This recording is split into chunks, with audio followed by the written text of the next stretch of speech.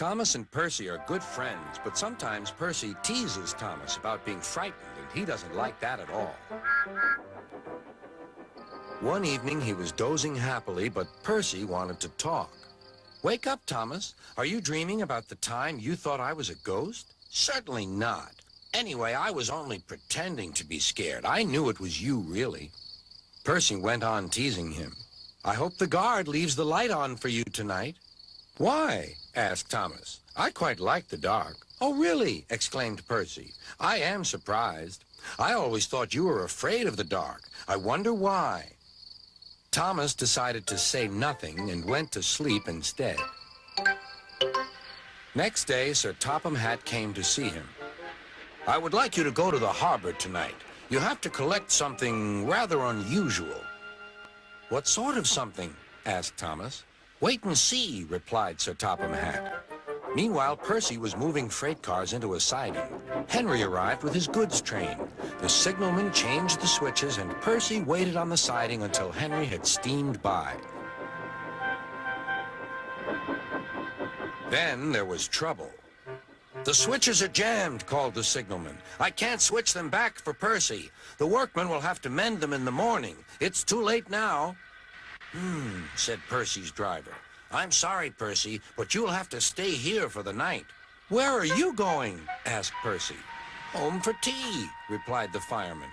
Percy was speechless. He watched as the other engines went home to the shed.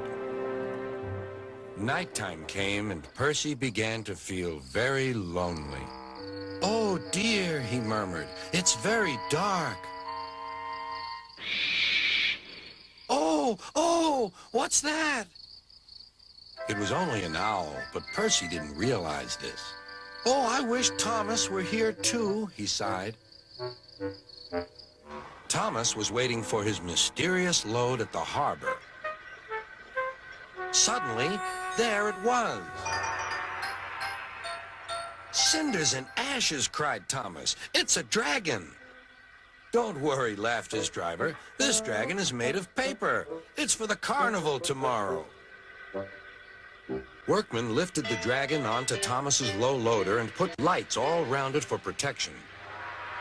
Then Thomas set off into the misty night.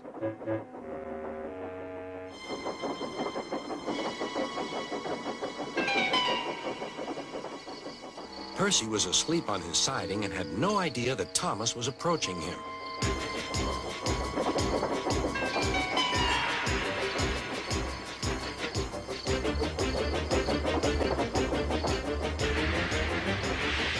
Percy woke up with a start.